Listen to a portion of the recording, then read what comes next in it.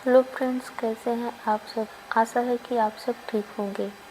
तो आज हम लाए हैं संस्कृत प्राथमिक स्तर का जो प्रथम प्रश्न पत्र हुआ था। यह हुआ था 1 जनवरी 2020 को। तो वही प्रश्न पत्र है। तो चलिए इसको हम देख लेते हैं। इसमें से सबसे पहला क्वेश्चन क्या था कि संस्कृत के एकोन चत्वारिशत किसको कहा जाता है, यानी को कहते हैं। तो कितने को, तो 39 को। फिर इसकी व्याख्या दिया है, संस्कृत के एकोन चत्वारिशत को 39 कहते हैं। ये शब्द है और ये संस्कृत है। 39 एकोन चत्वारिशत है या 9 तिरसठ कह सकते हैं। फिर ये उधर 29 है तो इसको एकोन तिरसठ कहते हैं या 9 बिसंत कहते हैं। और ये है 59 तो इसको क्या बोलते हैं, एकोन 60 या 9 पंचाशत। फिर क्या है 49 है तो इसको क्या बोलते हैं संस्कृत में, एकोन पंचाशत या 9 चतुर्वाशत। फिर अगला क्वेश्चन है दूसरा, द्वि शब्द स्त्रीलिंग प्रथम विभक्ति का रूप है। तो यह क्या है, तो यह द्वे लिखा जाएगा। फिर अगला क्वेश्चन है, फिर तीसरा है ददात रूप है। तो ददात रूप किसका है, तो ददात रूप लट लकार प्रथम पुरुष बहुवचन का है। द धातु जोहो त्यागड़ा के अंतर्गत आता है। तो इसमें क्या है, लट लकार प्रथम पुरुष बहुवचन है। इसका पहला ऑप्शन सही हो जाएगा। फिर नेक्स्ट है चौथा वाला क्वेश्चन हम देखें। गुरु उपदेशा शब्द में प्रयुक्त संधि है। तो गुरु उपदेशा शब्द में दीर्घ संध है। दीर्घ संधि का सूत्र क्या होता है, अका सवर्णे दीर्घा। फिर अगला हम पांचवा क्वेश्चन देखते हैं, उपसर्ग है। तो इसमें कौन सा उपसर्ग है चारों ऑप्शन में से, तो परा उपसर्ग है। परा उपसर्ग है। उपसर्ग शब्द से पहले जुड़कर उसके अर्थ को बदल देता है। संस्कृत में उपसर्ग की संख्या कितनी है, तो 12 है। नेक्स्ट क्वेश्चन है छठा, मनोरथा में संधि है। तो मनोरथा में कौन सी संधि है, तो मनोरथा में विसर्ग संधि है। फिर अगला है सातवां, नेत्राभ्याम असुराण पतंत में नेत्राभ्याम पद में विभक्ति है। तो कौन सी विभक्ति है, इसको हम देख लेते हैं। नेत्राभ्याम असुराण पतंत में नेत्राभ्याम में पंचमी विभक्ति है। तो कौन सा ऑप्शन सही हो जाएगा, बी, यानी कि दूसरा। नेक्स्ट हम आठवां क्वेश्चन हम देखते हैं, आशीन शब्द है। तो आशीन शब्द क्या है, यह यानी कि स्त्रीलिंग में भी आता है और नपुंसक लिंग में। तो इसको नोट में करके दिया है कि आयोग ने आशीन शब्द को स्त्री और पुल्लिंग दोनों माना है। तो इसमें कौन सा ऑप्शन हम लगाएंगे, इसमें मतलब कि इसमें ऑप्शन रहेगा यानी कि स्त्रीलिंग और पुल्लिंग दोनों लगाएंगे। अगर इसमें से कोई भी लगाएंगे तो आपको पूरा आंसर मिलेगा। इसमें कोई ऑप्शन ऐसा दिख नहीं रहा है, इसलिए आयोग ने जो इसको दोनों माना है, स्त्रीलिंग में भी आता है और पुल्लिंग में भी आता है। अगला क्वेश्चन हम देखते हैं। अगला है तया निरपो अनुगम्यते में वाच्य है। तो इसमें क्या वाच्य है, तया निरपो अनुगम्यते में तो कर्मवाच्य का यह उदाहरण है। तो पहला ऑप्शन सही हो जाएगा। फिर अगला है 10वां क्वेश्चन जो है वो है यूप दारू पद में समास है। तो यूप दारू पद में कौन सा समास है, तो तत्पुरुष समास है। फिर हम नेक्स्ट देखेंगे 11 में देखेंगे गोधूम शब्द का अर्थ क्या होता है। तो गोधूम शब्द का अर्थ होता है गेहूँ। तो हम देख लेते हैं, चावल मतलब तंडुलम होता है, गेहूँ का मतलब गोधूमा होता है, गधा का मतलब गर्दभा होता है, गाय का दूध इसको क्या बोलते हैं, गोपया बोलते हैं। फिर अगला क्या है, विसर्ग संधि का उदाहरण है। तो विसर्ग संधि का उदाहरण क्या है, हम देख लेते हैं। ये मतलब नमस्ते, जो नमस्ते है ये सी ऑप्शन आपका सही हो जाएगा। इसका ये सूत्र देख लीजिएगा आप सब। फिर नेक्स्ट क्वेश्चन है 13 नंबर का, स्पर्श संज्ञक वर्णों की संख्या। स्पर्श संज्ञक वर्णों की संख्या तो कितने हैं, 25 स्पर्श व्यंजन हैं। हमारे जो 25 स्पर्श व्यंजन हैं जो का वर्ग से लेके वो पा वर्ग तक हैं, वो 25 किस में आते हैं, तो स्पर्श व्यंजन में आते हैं। नेक्स्ट हम देखते हैं 14 नंबर का क्वेश्चन, बालिका इस पद में प्रत्यय है। तो बालिका में कौन सा प्रत्यय है, तो टाप प्रत्यय है। फिर 15 क्वेश्चन है पर्यंत में उपसर्ग है, तो इसमें कौन सा उपसर्ग है पर्यंत में, तो परि उपसर्ग है। फिर अगला क्या है 16 नंबर का क्वेश्चन, नदी शब्द रूप में प्रयुक्त वचन है, तो क्या है नदी इसमें, तो बहुवचन है। फिर अगला हम देखेंगे 17 नंबर। 17 नंबर में है आकारांत पुल्लिंग शब्द का उदाहरण है, तो आकारांत पुल्लिंग शब्द का उदाहरण है राम, इसमें क्या हो जाएगा बी ऑप्शन सही हो जाएगा। फिर 18 क्वेश्चन 18 नंबर का है प्रयजते में संधि है, तो प्रयजते में प्रारूप संधि है, ये सी ऑप्शन आपका सही हो जाएगा। फिर नेक्स्ट है वा वर्ड का उच्चारण स्थान, मतलब कि इसका वा जो है उसका उच्चारण स्थान क्या है, तो क्या है दंत ओष्ठ दोनों है, इसे क्या बोलते हैं वकारस्य दंतोष्ठम। फिर अगला है 20 नंबर का क्वेश्चन, क्या पूछा गया था, घुटने के लिए उपयुक्त संस्कृत शब्द क्या है, तो घुटने को संस्कृत में जानू कहते हैं। जानू जानू मतलब क्या होता है घुटना। उर मतलब क्या होता है, उर ये पुल्लिंग शब्द है, तो ये जंघा होता है, यानी कि ये पुरुष का है, और ये जघन स्त्रीलिंग का है जंघा। और हनु मतलब क्या होती है टुड्डी। फिर अगला है एक पैराग्राफ यहाँ पूछा गया था, निम्नलिखित गद्यांश पढ़कर प्रश्न संख्या 21 से 22 के उत्तर दीजिए, तो यह आप पढ़ लीजिएगा, इसका हम क्वेश्चन बता दे रहे हैं। उपर्युक्त गद्य के अनुसार समाज में किसकी संख्या कम है, तो समाज में किसकी संख्या कम है, तो यह दुर्जनों की संख्या कम है। फिर अगला क्वेश्चन है उपर्युक्त गद्य के अनुसार दुष्ट लोग समाज में क्यों प्रबल दिखते हैं, तो सज्जन लोगों की तटस्थता के कारण ही दुर्जन लोगों की संख्या में कम होते हुए भी समाज में अधिक प्रबल दिखाई देते हैं। यद्यपि सज्जनानाम, ये फिर गैप है डाट तटस्थ भवन्ति, तो मतलब ये क्या है, इसमें पहला ऑप्शन सही हो जाएगा क्योंकि सज्जन तटस्थ रहते हैं। फिर अगला क्वेश्चन है 23 और 24, इसका एक श्लोक आया है, तो इसमें इस श्लोक का भाव पूछा गया है, तो इस श्लोक का भाव क्या है, तो प्राणी जो वृक्ष पर आश्रित होते हैं, वृक्षों के नष्ट होने पर वे भी निराश्रित हो जाते हैं। फिर अगला इस श्लोक से पूछा गया है 24 नंबर का क्वेश्चन, उपर्युक्त श्लोक में भूतानि का तात्पर्य क्या है, तो भूतानि का तात्पर्य क्या है, उपर्युक्त श्लोक में भूतानि का तात्पर्य प्राणी है, आश्रय का तात्पर्य सहारा से है, नाश का तात्पर्य नष्ट होने से है, तथा वृक्ष का तात्पर्य पेड़ पौधे से है, तो इसका पहला ऑप्शन सही हो जाएगा प्राणी। फिर अगला है 25 नंबर का क्वेश्चन, भू धातु का लोट लकार मध्यम पुरुष एक वचन रूप है, तो इसका एक वचन रूप क्या है, तो भव है। 26 नंबर का क्वेश्चन क्या है, सर्वनाम शब्द है, तो सर्वनाम का मतलब क्या होता है, जो सबके लिए प्रयोग हो, तो उसे क्या बोलते हैं सर्वा बोलते हैं। फिर इसका पहला ऑप्शन सही हो जाएगा। फिर 27 नंबर का क्वेश्चन है कुंजर शब्द का अर्थ है, तो कुंजर शब्द का अर्थ क्या होता है, तो हाथी होता है। यहाँ मृग का मतलब हिरण, शुक्रा का मतलब सुअर, अहि का मतलब होता है सर्प। फिर अगला 28 नंबर का क्वेश्चन जो है, मात्र शब्द का तृतीय विभक्ति एक वचन में रूप होता है, तो मात्र का क्या होता है, तो मात्रा होगा, मात्र शब्द का तृतीय विभक्ति एक वचन के रूप में मात्रा है, इसका ये रूप नीचे दिया है, देख लेना पूरा। फिर इसके बाद में हम नेक्स्ट क्वेश्चन देखते हैं,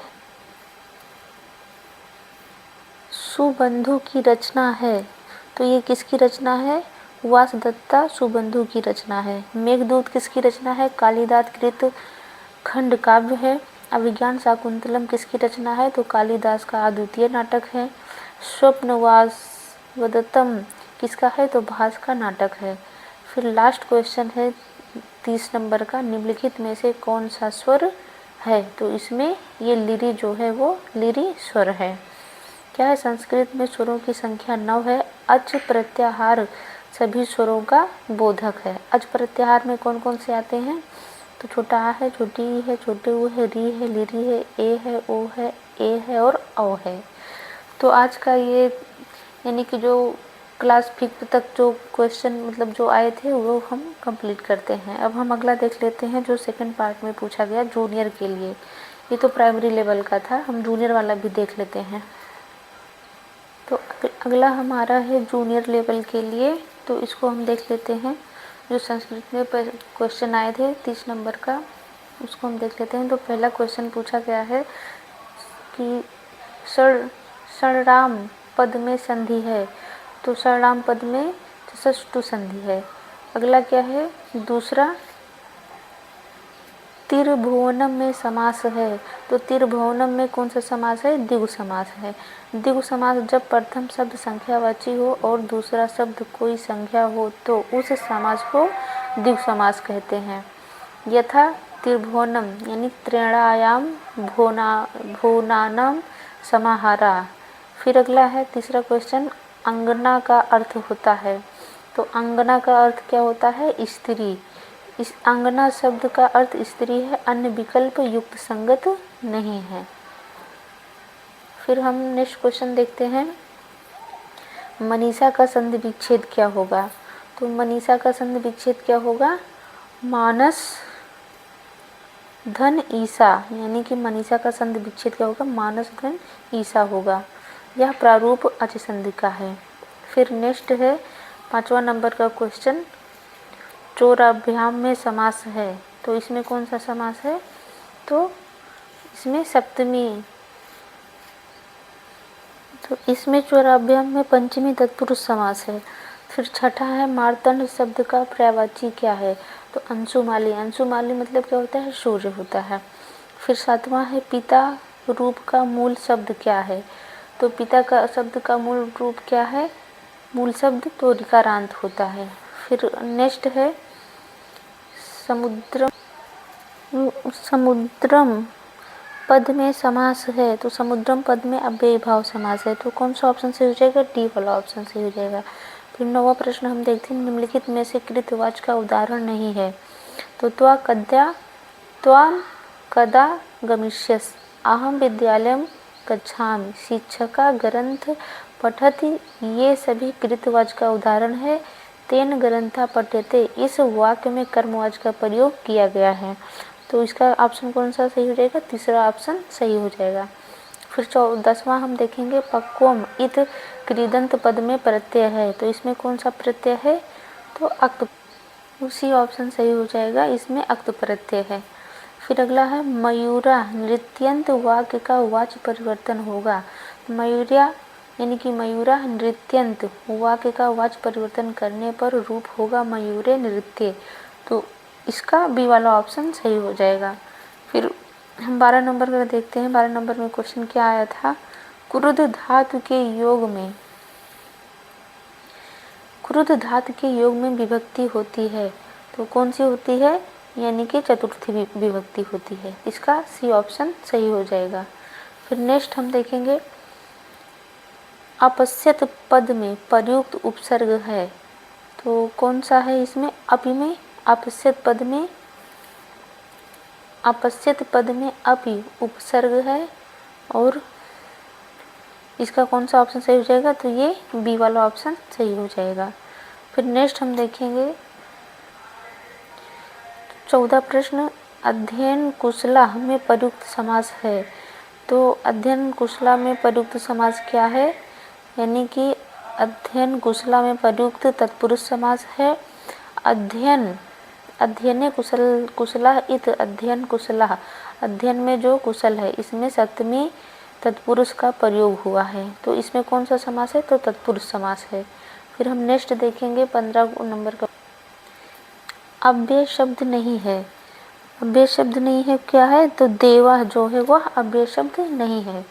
फिर आगे निर्देश में दिया है, निर्देश निम्नलिखित पद के अनुसार कर प्रश्न संख्या 16 से 17 के उत्तर चुनिए और लिखिए, तो इसका ये श्लोक है, इसका हम क्वेश्चन आपको बता देते हैं, श्लोक देख लीजिएगा। तो अस्माकं पिता कः, तो पूछ रहा अस्माकं पिता क्या, तो अस्माकं पिता ईसा अस्ति, उपयुक्त पद्यांश के अनुसार ईश्वर हमारे पिता हैं, तो कौन सा ऑप्शन सही हो जाएगा, बी वाला ऑप्शन सही हो जाएगा। फिर हम नेक्स्ट देखते हैं, अस्माकं जननी का, तो यह कह रहा अस्माकं जननी धरा यानी अर्थात पृथ्वी हमारी माता है, तो कौन सा ऑप्शन सही हो जाएगा, ए ऑप्शन सही हो जाएगा। फिर अगला क्वेश्चन दिया है, निर्देश में निम्नलिखित गद्यांश को पढ़ें तथा उससे संबंधित प्रश्न संख्या 18 से 19 के उत्तर दें। तो इसको आप देख लीजिएगा। इसका प्रश्न जो है 18, गद्य खंडे अस्मिन् कस्य विशेष व्याख्यानाम वर्तते। तो इसका क्या हो जाएगा, अद्वैतवादिना हो जाएगा, पहला ऑप्शन सही। फिर अगला हम देखेंगे 19 नंबर का, अद्भुत मीश्वार मालोके मतलब आलंगरिके कस्य आलंकारिस्य विभाव कृता। तो इसका क्या हो जाएगा, विरोधाभास हो जाएगा। इसके बाद में 20 है क्या, पद लालित्य के लिए प्रसिद्ध है। तो पद लालित्य के लिए प्रसिद्ध है महाकवि दांडी। इसका कौन सा ऑप्शन सही हो जाएगा, तो सी ऑप्शन सही हो जाएगा। फिर 21 नंबर का प्रश्न है, पंचतंत्र के लेखक कौन है। तो पंचतंत्र के लेखक कौन है, विष्णु शर्मा है। तो कौन सा, सी ऑप्शन सही हो जाएगा। फिर नेक्स्ट है 22 नंबर का प्रश्न, लीरि स्वर नहीं होता है। तो यह लीरि स्वर क्या नहीं होता है, दीर्घ स्वर नहीं होता, यह ह्रस्व स्वर में आता है। फिर अगला है, शीघ्रम शब्द का पर्यायवाची नहीं है। तो क्या नहीं है इसका शीघ्रम शब्द का पर्यायवाची, तो सुकृतम। फिर 24 प्रश्न क्या है, दग्न शब्द में प्रयुक्त विभक्ति है। तो दग्न शब्द में पंचमी और षष्ठी दोनों विभक्ति है।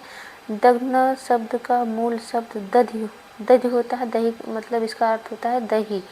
दधि इकारांत नपुंसक लिंग का शब्द है। तो कौन सा सही हो जाएगा, बी वाला ऑप्शन सही हो जाएगा। इसमें पंचमी और षष्ठी दोनों आते हैं। फिर अगला क्वेश्चन है आपका, विपुलधना में प्रयुक्त समास क्या है। तो इसमें क्या है, बहुब्रीहि समास है। फिर अगला हम देखेंगे, एक छत क्रियापद में प्रयुक्त लकार है। तो कौन सा है, लंग लकार है। इसमें लंग लकार है। फिर अगला है 27 नंबर का प्रश्न, वार्वथा विव इस प्रयुक्तो वार्वथा प्रतिवचपत्यते जगता पितरो वंदे पार्वती परमेश्वरो। श्लोक में प्रयुक्त अलंकार है। तो कौन सा अलंकार है, इसमें उपमा अलंकार है। फिर अगला क्या है, अगला हम देखेंगे 28 नंबर का प्रश्न, नीत शब्द में प्रयुक्त प्रत्यय है। तो नीता शब्द में कितने प्रत्यय प्रयुक्त हुआ है। तो इसमें कौन सा सही हो जाएगा, सी ऑप्शन सही हो जाएगा। फिर 29 नंबर का है, श्रेया यानी कि श्रेया शब्द में प्रयुक्त विभक्ति है। तो श्रेया शब्द में तृतीया विभक्ति प्रयुक्त है। श्री का मतलब होता है लक्ष्मी। यह इकारांत शब्द का स्त्रीलिंग शब्द है, इकारांत का। तो इसमें कौन सा ऑप्शन सही हो जाएगा, तो ये तृतीया वाला यानी कि बी सही हो जाएगा।